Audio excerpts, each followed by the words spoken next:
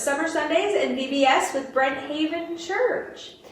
I hope you had fun last week. Let's jump in. Do you remember what the dad's name was in last week's story? Jacob. That's right. Jacob was the grandson of Abraham. So remember, Abraham was told that he would have grandchildren and great-grandchildren, as many as the stars. And Jacob was his grandson. And do you remember how many sons Jacob had? 12, that's right. And our main person in the story is Joseph, and he was the 11th son. And they lived in Canaan. And do you remember what job they had? That's right. They were shepherds. They would travel around with their sheep. Now, Joseph got into trouble with his brothers over two things. First, he told on them when they were doing something they weren't supposed to be doing. He told their dad, and they did not like that. And then his dad gave Joseph a special coat, a colorful coat. And I hope you got to make a colorful coat at home last week. And his brothers were very jealous because they did not get a colorful coat. Well, I wish I could tell you that this week everything was going to get better and the brothers and Joseph were going to become best friends, but that is not what happened. So unfortunately, it's going to get worse. Okay? So Joseph is going to have a dream. He's going to have a dream about wheat, like wheat that grows in the field. And he's going to have a dream that while he's harvesting the wheat with his brothers, oh wait, you know what? I should let Joseph tell the story in his own words. One night I fell asleep. Hear this dream that I have dreamed. All of us brothers and I were out in the field harvesting the wheat and putting it into bundles. When all of a sudden, behold, my bundle arose and stood upright. And behold, the wheat that all of you had bundled gathered around it and bowed down. It was almost as if all of you were bowing down to me. Such a strange dream. In this week's Vacation Bible School, one of the things that you'll be learning about is Joseph's dream, where he was the wheat in the fields and his family was the wheat, and they all fell around him. So we're going to practice being wheat. So show me the wheat. Show me big, tall wheat. We're in the field, standing very tall with our head of wheat at the top. We're going to lean around the wind. Oh, those sides, soaking up the wind and feeling the good stretch. And then back, feeling the side faces. And forward. And all around. And then in Joseph's dream, he was the wheat. And all his family. That was a strange dream, Joseph. Wow. But when Joseph's brothers heard about the dream, they didn't think it was strange. They weren't confused. They got mad. They said, "What? Do you expect to be the king over us? Do you expect to tell us what to do and for us actually to do it? No way, little brother." That's what they said. They were even madder about that dream. But then, just a couple of nights later, Joseph dreams another dream. Let's have Joseph tell us this dream. A few nights later, I dreamed again. Hear about this dream that I have dreamed. I was a bright star in the sky, and I was surrounded by the sun and the moon and 11 stars. Behold, the sun and moon and 11 stars were all bowing down to me over and over.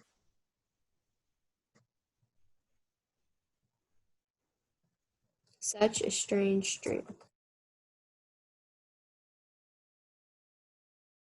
That dream was even stranger. Joseph's dream seemed to think that his mom and his dad, represented by the sun and the moon, and all of his brothers, represented by the 11 stars, would someday bow down to Joseph? How weird. And when Joseph told his dad this dream, Jacob got mad. Jacob said, "Son, do you really think your mother and I are going to bow down to you someday? That's just crazy talk." And his brothers, I didn't think they could get madder, but they did. They got even madder. But Jacob, Joseph's dad, wondered, I wonder if God is doing something here. I wonder if there's a reason why Joseph is having all these dreams. Well, it was such an interesting dream. But all that stuff about the sun and the moon and the stars, it made me think about how those objects move around in space. We're going to go to science now because Miss Shalla is going to tell us all about the sun and the moon and how they move around in our sky. Let's go see what she has to say. Welcome back to week 2 of VBS at Brenthaven. In Science Today, we will look into one of Joseph's dreams to find some interesting things to talk about. Joseph told his 11 brothers that he dreamed that someday the sun, the moon, and 11 stars would bow down to him. What a claim! To help explain, I invited a special guest, Scientist Garrett from NASA. Welcome, Scientist Garrett. Thank you. It's great to be here for VBS. Help me understand. How can the sun, the moon, and 11 stars bow down to Joseph? Do they have knees? No, they don't have knees. The dream is symbolic. It's foreshadowing. You'll have to find out who bows down to Joseph at the end of the story, so make sure to keep coming back to VBS to find out what happens. The sun is a star, and stars are huge balls of gas in the universe that produce light and heat. The moon is a big ball of dust and rock. No knees for bowing. So doesn't the moon make its own light? How would we see it at night? No, the moon and the planets reflect the sun's light instead of producing their own. That's why they appear less bright than the sun in the night sky. Wow, that's interesting. Is it true that there is a dark side of the moon? No, but that would be a great name for a rock album. All parts of the moon get light from the sun at some point. One side of the moon is locked to face the earth at all times. We are always looking at the same side of the moon, but as it travels around the earth, all parts of the moon will get sunlight at some point. A more accurate term for the side of the moon we don't see would be the far side of the moon. Far side? That would be a great name for a cartoon. Now, one more question. Why does the moon have a different shape at different times? Well, the moon is always a sphere, but the part of the moon that we see and is lit by the sun changes as it orbits around the earth. Let me show you. The new moon begins the month. The word month comes from moon. The moon travels around the earth every 29.5 days. When the moon is between the earth and the sun, it cannot be seen in the night sky. This is the new moon. In a couple of days, we'll begin to see a crescent moon. This is the waxing crescent because the portion of the moon we can see is getting bigger. A week after the new moon is the first quarter moon. Only the left side of the moon is visible from the earth. A few days later, the moon looks bigger. This is the waxing gibbous. It's almost a full moon. After 2 weeks after the new moon, you finally get the full moon, which is a full circle. A few days later, it's getting smaller again. This is a waning gibbous. A week after the full moon is the last quarter moon, or the third quarter moon. Then we have the waning crescent. The moon is almost gone. And finally, we get back to the new moon, and the cycle begins all over again. Well, there you have it. Thank you, NASA scientist Garrett, for teaching us about the moon. My pleasure. Oh, I gotta return this text. It's Elon Musk from SpaceX. Well, please, go right ahead.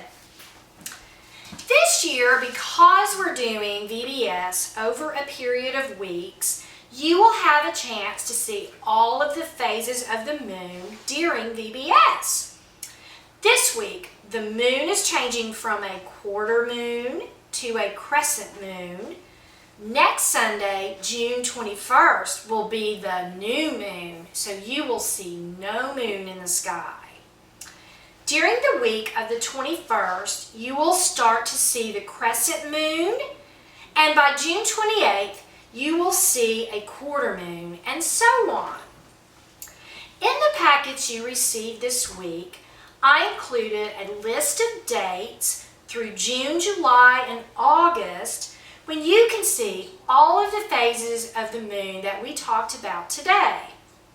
I hope you enjoy watching the moon over the summer, and I hope that when you see the moon in the future, you will remember the story of Joseph. Goodbye. Wow, that science was so cool. How the moon changes, how it reflects the light, and so it looks different in the sky. That's so cool. It's amazing to think about how God made the world. You know what I was thinking about, though, while we were watching the science? I was thinking about Joseph's dreams. And I was thinking about how sometimes I have bad dreams. And they're sometimes kind of scary. And I don't like what happens in my dreams. Have you ever had a dream that kind of scared you? Well, I have some very exciting news.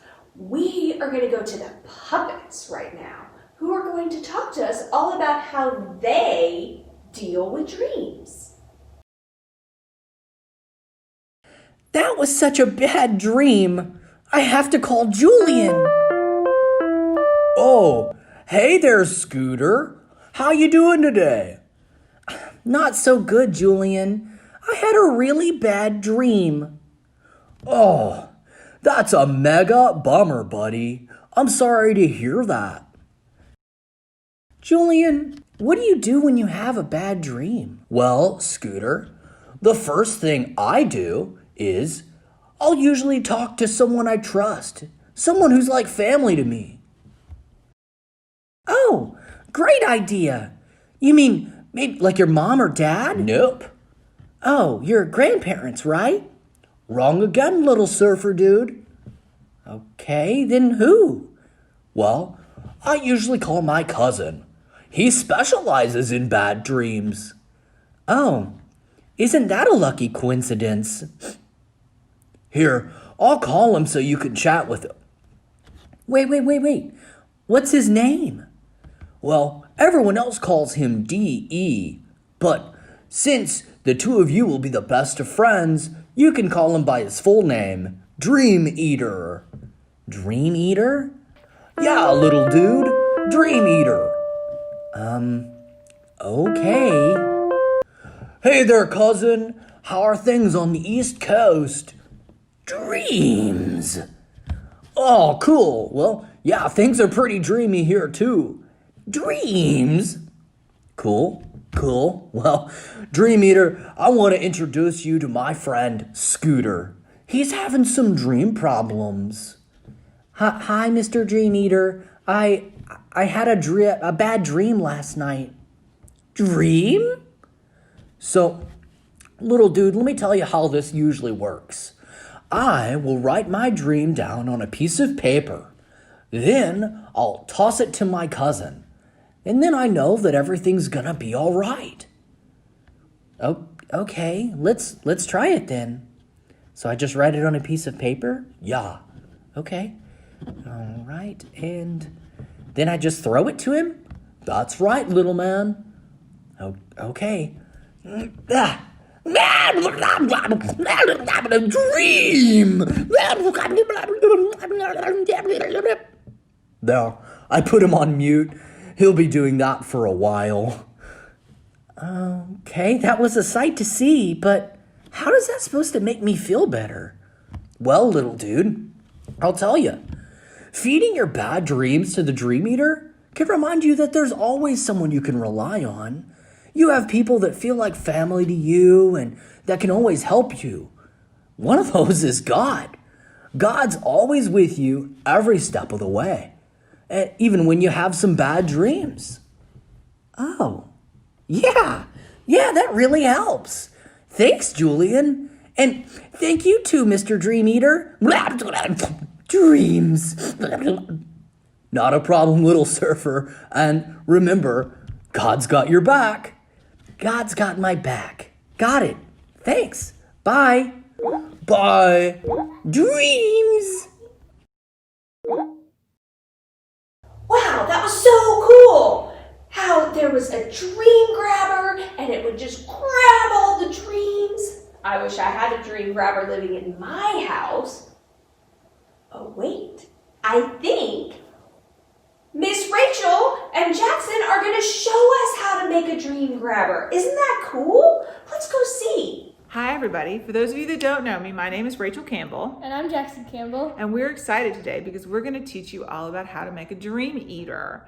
So we're talking about dreams today because of our Bible story. So in your VBS bag, you should have received several things that you're going to need today. So the first thing is a brown paper lunch bag. And you're going to need a pipe cleaner. And you're going to need a bag of googly eyes. So from home, you're going to need a few things as well. You are going to need some markers or some crayons. You are going to need some glue, and you're going to need some scissors. And you are also going to need to have a pen and some little strips of paper where you can write down the dreams that you have that you want our dream eater to eat for you, okay? So the first thing that you are going to need to do with your paper bag is open it up because we're going to make a mouth. And you'll see that it already kind of looks like a mouth, all right? But you have to have a place for your written down dreams to go in, all right? So the easiest way to make a hole is just to cut along this seam. And to get that hole started, you're going to push out and grab hold of it. And then you're going to cut just a tiny little hole so that you have a place to start, all right? So if you look, this is not a very big hole. This is a really small hole, and our little piece of paper is not going to fit through that, all right? So I need to make that a little bit bigger. So I'm just going to cut either side of it a little bit longer so that I have a hole big enough, all right? So now I have what's going to be my mouth, and I can fit several fingers through there, so I know that it's big enough, all right? So I'm going to tell you what we're going to do with this, and I'm going to let Jackson actually make this. So while we've got this one started, I'm going to hand it off to him, all right? So your dream eater is a great way for you to put your dreams that are kind of bad or scary or sad. We all have dreams, right? So while we have dreams that are good and happy, that's awesome. But if we have some that are sad or scary, we don't want to keep those. So we want to have some place to put them. Why do we have bad dreams? Because we're nervous or we're scared or we've had a disagreement with somebody. And we want to make sure that we do something with those so that we are taking them away from ourselves and not keeping those dreams to ourselves, okay?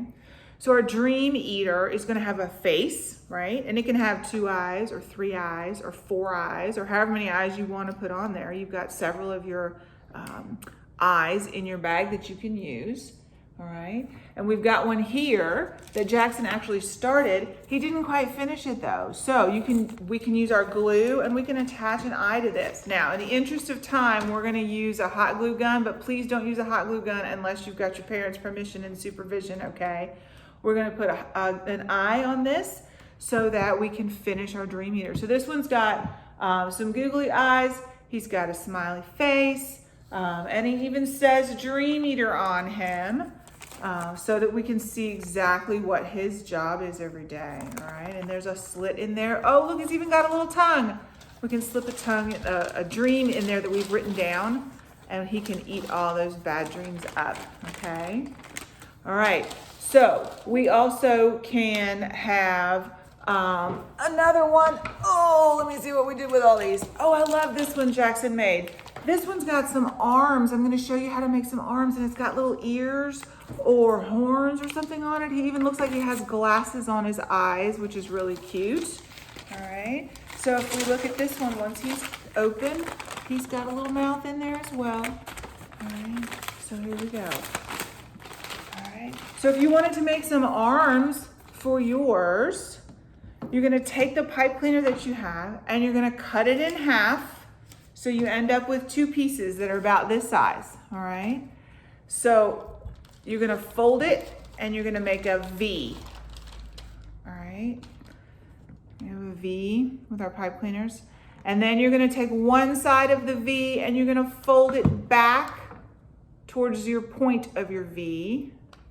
All right, and then you're going to squeeze together the longest end and the short end, so it kind of looks like a Y. All right, so that's going to be an arm, and you can glue that in just like Jackson's doing into the side where you have the arms that can stick in there. All right, those are optional. You don't need to put them in there with a pipe cleaner. If you want to, you can draw them in like Jackson did on this one. He's got little arms right here. All right, so Jackson got really creative, and I want you to do the same thing. On this one, he took some little bits and little ends of crayons that we had. He took the paper off of them and he glued them onto this bag. All right, and then he took the hair dryer and he melted the crayons so that the wax melted down the front of his dream eater. I thought that was a really cool idea. I love how that looks. All right, so you can color with crayons, or you can get creative with your crayons and do something like this. All right, another idea, ask mom or dad before you do this please, is to get an oven mitt that has that same kind of motion on it. Or we have a sock. Do you have any extra socks laying around that have missing mates? You can have a sock dream eater. But again, please ask mom or dad before you do that, okay? So then you're gonna keep by your bed, you're gonna keep these little strips of paper that you're gonna cut. They don't have to be teeny tiny, but you don't want a whole big sheet of paper. You want to just be able to jot down, what are you worried about? What are you nervous about? What are you stressing out about? You're going to write on there whatever dream is bothering you. And then in the morning, you can feed your dream eater your bad dream, and down it goes, and it's gone. And your dream eater has done the work for you, all right? Okay, so just like in our story, we have lots of dreams where Joseph thought that everybody was bowing down to him in his dreams as stars and moons or as wheat. But what he learned was that God is always with him and protecting him, even when a dream eater isn't there to protect him. All right, but we're going to make a dream eater just to have by your bed, just in case you need some help with a bad dream. All right, I am so excited to see the dream eaters that you make. I want to make sure that you do something really creative and really fun, and I want to see it. So please have mom or dad take some pictures and post them back to us, okay? All right, so that's how you make a dream eater. I am excited to see. Let's see the one that you just finished off, Jackson. Hey, there he is. He's got a little smiley face. Does he have a tongue? He's got a tongue in there. It says Dream Eater, and he's got little arms on him. That's awesome. All right, fantastic. I'm looking forward to seeing your Dream Eaters. We'll see you next week. Bye. Now, the time came when Joseph's brothers all had to take their sheep out to pasture. And so they kind of... Hello. This is Davey, the editor, and if you don't mind the interruption, we're going to go to a brief intermission with John L. so that we can learn 2 more verses from the song that we started last week. So get up out of your chair and do a little moving with us before we get into the second half of this week's story. Welcome back to VBS Recreation. This week we're going to add 2 new verses to the first 2 that we learned last week. So we're going to start with the first 2 verses, so remember them. And the next 2 verses are, a coat of colors was his pride. Was his pride, was his pride. A coat of colors was his pride. Oh, what a family. The next verse is, Joseph's brothers envied him. Envied him, envied him. Joseph's brothers envied him. Oh, what a family. So Sophie's going to show you the moves for this. So we go, a coat of colors was his pride. Was his pride. Was his pride. A coat of colors was his pride. Oh, what a family. Joseph's brothers envied him. Envied him. Envied him. Joseph's brothers envied him. Oh, what a family. So, let's go through the whole thing again. We'll start at the very beginning. Joseph's father had 12 sons, had 12 sons, had 12 sons. Joseph's father had 12 sons. Oh, what a family. Joseph's father loved him best, loved him best, loved him best. Joseph's father loved him best. Oh, what a family. A coat of colors was his pride, was his pride, was his pride. A coat of colors was his pride. Oh, what a family. All his brothers envied him, envied him, envied him. All his brothers envied him. Oh, what a family. So some time passed, and the brothers needed to take the sheep off and find grass. So they went off, and about a week later, Jacob looked at Joseph and said, "You should go check on your brothers. Take them some food, go find out how they're doing, bring me back a report." So Joseph packed up some food for his brothers and went off to find them. It took him a little bit, but eventually, off in the distance, he can see his brothers, and they can see him. Now this is the dark part of the story. So his brothers can see Joseph coming, and they turn to each other with anger and jealousy about all that they have felt about Joseph in the last couple of weeks. And they are so angry that they turn and say, "Come, let us throw him in a pit, and we'll kill him, and we'll leave him here, and we'll see what comes of his dreams." It's a hard part of the story. But Reuben, the oldest brother, says no. He says he feels jealousy and he feels anger towards Joseph, but he doesn't want to actually hurt Joseph. So he develops a secret plan. He says to his brothers, no, let's not hurt Joseph.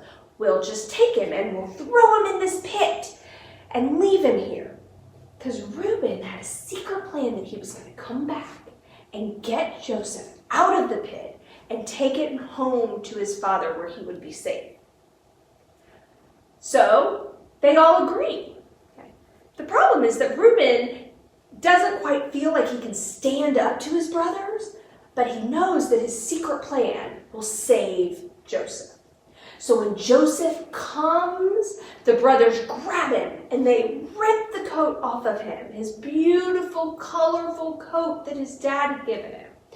And they throw him in the pit, a pit that has no water, and they leave him completely alone. Okay. So Reuben decides, I'm going to go off with my sheep, and then I'll circle back around so I can get Joseph out of the pit. But while he's gone, his brothers see a caravan of traders walking in the distance. And Judah, the second brother, says, now, wait a minute. We really shouldn't hurt our brother. We shouldn't leave him here. That's wrong. What we should do is we should go and we'll get him out of the pit and we'll sell him to those traders. Those traders are taking all kinds of goods to Egypt to trade. We should give them our brother. So they do. The brothers get him out of the pit and they take him to the traders, and for 20 pieces of silver, they sell Joseph to the traders. And the traders carry him on, and they're going to take him to Egypt, where he'll be a slave. Now, Reuben at this point gets back to the pit. He snuck back to the pit, and he sees no Joseph. And he goes to his brothers, and he says, Joseph's not in the pit. Where is Joseph? But his brothers won't tell him. And so he gets so upset. He's like, what will we tell our dad? Okay. What will we do? And so the brothers, because they've already lied, and they've already sold their brother into slavery, they do one more thing. So then the brothers took Joseph's beautiful, colorful coat, the one his dad had gave him, and they killed a goat, and they dipped the coat in the blood of the goat, and they took it home to their dad, and they said, Dad, we found this coat in the wilderness. And when Jacob saw it, he immediately became so upset. He said, oh, that's Joseph's coat. Wild animals must have destroyed him and devoured him, and he's gone forever. And he tore all his clothes, and he became so upset, and nothing any of his sons or daughters could do would help Jacob feel better about what had happened. Now, this is a really rough story. There's a lot of bad things happening in this story. Joseph in a pit, being sent to Egypt as a slave, his brothers throwing him in the pit, Jacob feeling awful about the loss of his son. All of these are really, really rough things, but God is present through all of it. God is with Joseph when he's in the pit. God is with Jacob as he cries and grieves over the loss of his son. And I have to believe that God is with his brothers as they deal with their anger and their jealousy and their guilt over the horrible, horrible things that they have done. God is with us all the time. I want you to remember our Bible verse. There is nothing that can separate us from God's love. Nothing. God is with Jacob. God is with Joseph. And God is with Joseph's brothers as they ask for forgiveness. This is a huge, gigantic mess of a story. But God is going to do miraculous, wonderful things with this mess. The same way he does miraculous and wonderful things with our lives, with the bad things that we do sometimes. Now, I'm not giving you permission to be as mean to somebody as Joseph's brothers are to him. Okay? You're not allowed to do that. But God is with us all the time. He loves us all the time. He's with us all the time. And he's going to be with Joseph as he goes off to Egypt and the things that are going to happen. And he is going to be with Jacob and Jacob's brothers as they live in Canaan. And eventually, good things will come out of this story. Okay? So it's important to remember that there is nothing that can separate us from God's love. We are still called to love as many people around us as we can. We are still called to be as kind and generous and forgiving to everyone as we can. But even when we mess up, nothing can separate us from God's love. We have a new song for you this week. Let's go to Miss Linda and see what she has. Hello, boys and girls. I have sure missed seeing you all. Since your VBS lessons are focused on Joseph and his family, we have two songs that we will be learning. Forgiveness is a song that encourages us to forgive those who have hurt us, just as Joseph forgave his brothers. God gives us the ability to forgive because he forgives us. The other song is a gift from God, and it talks about how families are a gift from God. Just as Joseph had problems with his brothers, we know that no family is perfect, just as none of us are perfect. But God has blessed each of you with families that love and cherish you. Wishing you a wonderful summer and looking forward to seeing you soon.